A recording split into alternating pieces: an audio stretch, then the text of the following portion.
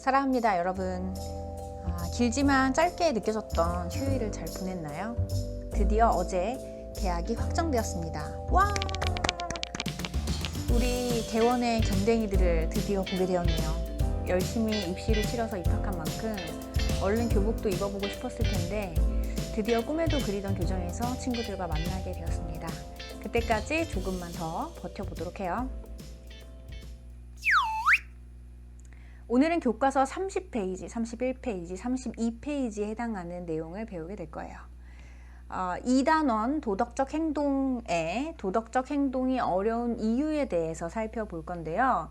지난 시간까지는 사람다운 사람이 뭐냐, 그리고 도덕이 무엇이고 왜 도덕을 지켜야 하는가에 대해 배웠죠. 근데 사실 다 알죠. 뭐 도덕적으로 사는 게 사람다운 것이고 도덕을 지켜야 하는 이유도 다 알아요. 하지만 지키기 어렵다는 거죠. 오늘은 그러면 왜 지키기 어려운 것인지에 대해서 알아볼 겁니다. 지난 시간의 내용을 다시 볼까요?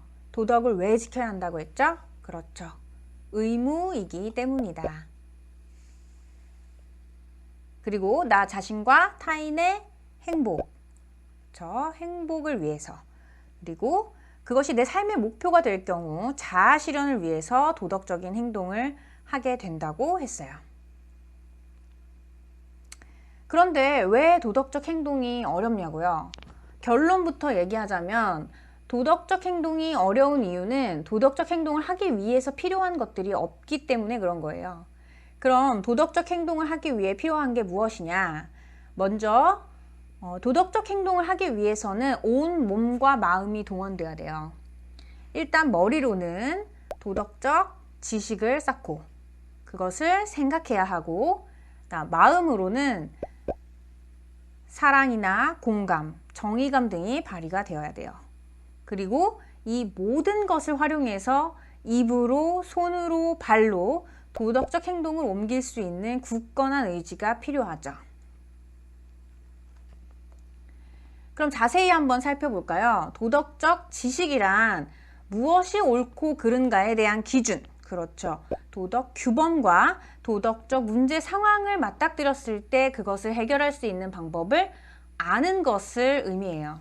자, 여러분, 예를 들어서 지금 길에 쓰러진 사람을 발견했어요. 어떻게 해야 되죠? 맞아요. 어려움에 빠진 사람은 구해줘야 한다라는 도덕 규범에 대해서 잘 알고 있죠? 그래요. 그리고 신고를 하면 돼요. 바로 이것을 아는 것이 도덕적 지식이에요. 그러면 두 번째, 도덕적 지식을 활용해서 도덕적 문제와 해결 방법 등을 신중하게 검토하고 판단하는 것을 뭐라고 한다? 도덕적 사고라고 하는 것입니다. 길에 쓰러진 사람을 발견했어요. 구해줘야죠. 그런데 지금 내가 이 사람을 구해주면 학교에 지각을 할 것 같아요. 어떻게 해야 될까요?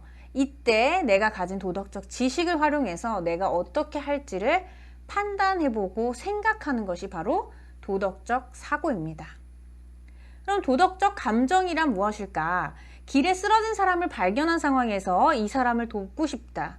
또 쓰러진 사람에 대한 어떤 안타까움이나 위급 상황에서 이 쓰러진 사람의 마음은 어떨까? 라고 생각해 보는 것이 바로 사랑과 공감의 능력, 또 불의를 보면 이를 참지 못하는 정의감 같은 것들을 모두 우리가 도덕적 감정이라고 합니다. 자, 그럼 마지막 도덕적 실천 의지라는 것은 무엇일까? 우리가 예로 들었던 어떤 문제 상황에서 도덕적 지식과 사고와 감정을 모두 발휘해서 이를 행동으로 꼭 옮기겠다라는 의지를 말하는 것이 바로 도덕적 실천 의지입니다. 자, 그러면 우리 교과서 31페이지에 나와 있는 생각의 날개 달기에 나온 예시를 우리가 한번 같이 보면서 내용을 정리해 볼까요? 자, 31페이지에 있는 내용을 잘 읽어보세요. 맞습니다. 주인공은 공부를 잘 안 했어요, 사실. 그래서 결과는 어때요?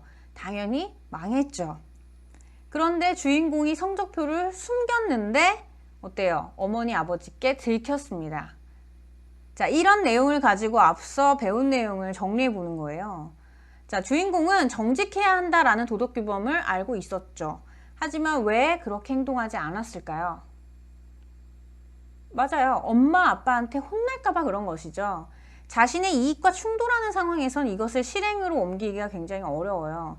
때문에 정직해야 한다는 규범을 실천할 의지가 약해졌던 거죠. 혼나는 게 무서우니까요. 그러면 여러분들이 맞닥뜨렸던 어떤 도덕적 문제 상황에서 도덕적 지식이나 사고나 감정들을 어떻게 느꼈는지 한번 빈칸의 내용을 정리해 보도록 하세요. 자, 그 다음 우리의 수업의 결론. 결국 도덕적 행동이 어려운 이유가 뭐냐? 앞서 살펴보았던 도덕적 행동을 하기 위해서 꼭 있어야 할 것들, 앞서 배웠던 도덕적 지식이나 사고, 감정, 실천, 의지 이런 것들이 없었기 때문이에요. 그럼 도덕적 지식이 없으면 어떻게 한다? 알지 못하기 때문에 못해요. 이걸 뭐라고 하냐? 도덕적 무지라고 합니다. 그럼 실천 의지가 약해지면 어때요? 도덕적 감정보다 지금 내가 하고 싶은 것들을 하고자 하는 마음이 큰 충동 때문에 도덕적 행동을 옮기기가 힘들어요. 빨간불이 들어와 있는데 횡단보도에서 빨간 신호인데 귀따르기가 귀찮아. 그래서 법이라는 규범을 지키고자 하는 마음보다는 빨리 가고 싶은 충동이 앞선다면 어때요? 도덕적인 행동을 선택하지 못하는 거죠. 그 다음 세 번째는 무관심입니다. 무관심. 내 주위의 친구가 항상 혼자예요. 친구들이 알게 모르게 소외를 시키는데 에이, 나랑 관심 없는 일이니까. 관심이 없잖아요? 그러면 소외된 친구의 마음을 공감하지 못해요. 학교 폭력은 나랑 관련이 없어 라는 무관심 때문에 나는 도덕적인 행동을 선택하지 못하게 되는 것이죠. 자, 그럼 이제 네 번째 한번 같이 볼까요? 네 번째. 용기가 부족한 상황에서도 우리는 도덕적인 행동을 하기가 어렵습니다. 학교 폭력이 일어나고 있어요. 그런데 그 친구를 도와주면 내가 어려움에 빠질 것 같아요. 그리고 내가 나서면 왠지 다른 사람들이 나에게 관심을 주목할 것 같고 어떤 여러 가지 이유에서 내가 용기가 부족한다면 도덕적인 행동을 선택하기 어렵습니다. 우리 지난 시간에 배웠던 전재용 선장님의 사례처럼 내가 난민들을 도우면 회사로 다신 돌아갈 수가 없어. 내가 도덕적이면 내가 살 길이 막막해져서 도저히 용기가 나지 않아 라는 생각이 든다면 역시 도덕적인 행동을 옮기기가 어렵겠죠. 마지막입니다. 마지막. 도덕적으로 행동하기 어려운 이유가 무엇이냐? 이기심 때문입니다. 이기심. 사장님께 5만 원의 알바비를 받기로 했어요. 그런데 사장님이 잘못해서 나에게 10만 원을 줬네? 어떻게 해요? 자신에게 이익이 되기 때문에 숨길 수도 있겠죠. 이렇게 나와 이해관계에 있는 일, 나에게 이익이 되는 일에 있어서도 우리는 도덕적인 행동을 옮기기가 어렵습니다. 하지만 이렇게 도덕적으로 행동하기 어려운 상황에도 우리는 도덕적인 행동을 하기 위해서 노력해야 합니다. 그래서 도덕 공부를 하는 것이죠. 물론 선생님도 굉장히 많은 유혹 상황에 놓일 때가 많고 내 자신을 속일 때도 많아요. 하지만 비도덕적인 행동을 하는 횟수를 자꾸 줄여나가기 위해서 우리가 도덕 공부를 하는 것이겠죠. 자, 생각의 날개달기를 한번 같이 봅시다. 어느 날 밤 한 아파트에서 누군가의 비명소리가 들립니다. 어떤 일이 벌어진 것일까요? 영상을 시청하고 오세요. 잘 보셨나요? 이것은 제노비스 사건이라는 아주 유명한 실화입니다. 자, 많은 사람들이 목격했지만 피해자를 돕지 않은 이유가 무엇이었을까요? 그래요. 무서워서 혹은 도와줄 용기가 나지 않아서 다른 사람이 구해줄 것 같아서 혹은 알지 못했기 때문에 도와주지 않았을 가능성이 있겠죠. 도덕적인 무지나 무관심, 이기심 때문일 수 있겠습니다. 그 다음 두 번째. 내가 피해자와 비슷한 상황에 처한다면 여러분 어떤 기분일까요? 목숨을 위협받고 칼로 여러 차례 찔렸어요, 여러분이. 그러면 어떤 마음이 들까요? 일단은 너무 무섭고 힘들겠죠. 그리고 내가 여러 차례 칼에 찔렸기 때문에 아팠을 거예요.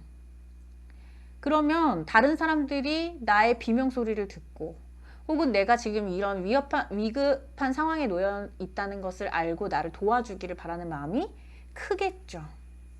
그 다음 세 번째, 내가 목격자라면 어떻게 행동했을까요?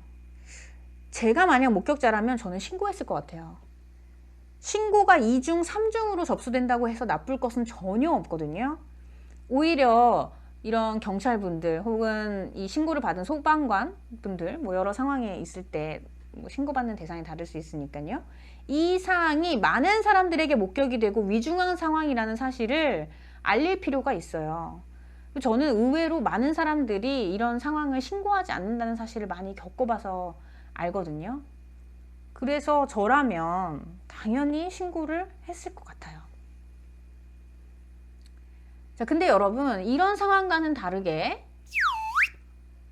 도덕적인 행동을 하는 사람인데 이기적인 행동을 할 수도 있다고 하는데요. 영상을 먼저 시청하고 오시죠.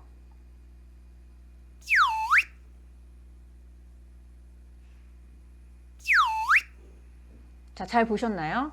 나는 도덕적인 사람이니까 라고 생각하고 오히려 비도덕적인 행동은 잠깐 해도 괜찮다고 나를 합리화시키는 거예요.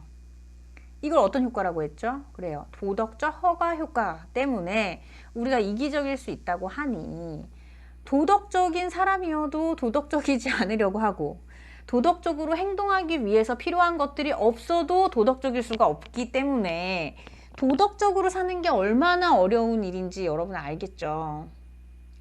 하지만 결론은 뭐다? 그렇죠. 도덕적으로 어쨌든 살아야 한다. 답은 정해져 있습니다, 여러분.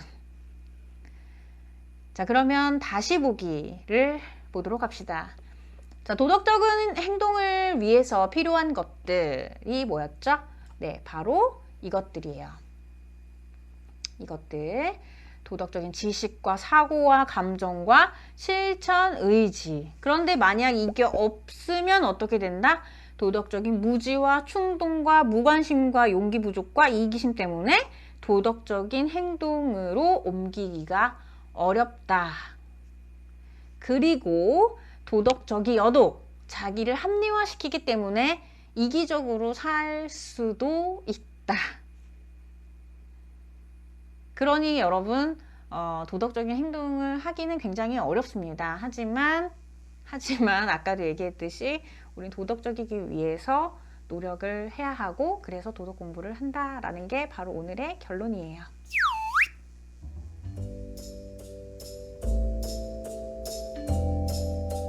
자, 여러분 오늘도 수고가 많으셨습니다. 자, 이제 이틀 뒤에는 어버이날이네요. 그래서 지난 시간처럼 여러분들의 사연을 모아 어버이날 이벤트를 마련해 보려고 해요. 그동안 하지 못했던 엄마와 아빠에게 하고 싶은 말, 또 해드리고 싶은 것들이 무엇이 있는지 써주시면 사연을 모아 다음 시간에 맘따 라디오에서 함께 나눠보려고 해요. 자, 여러분들의 사연을 기다릴게요. 사랑합니다. 안녕.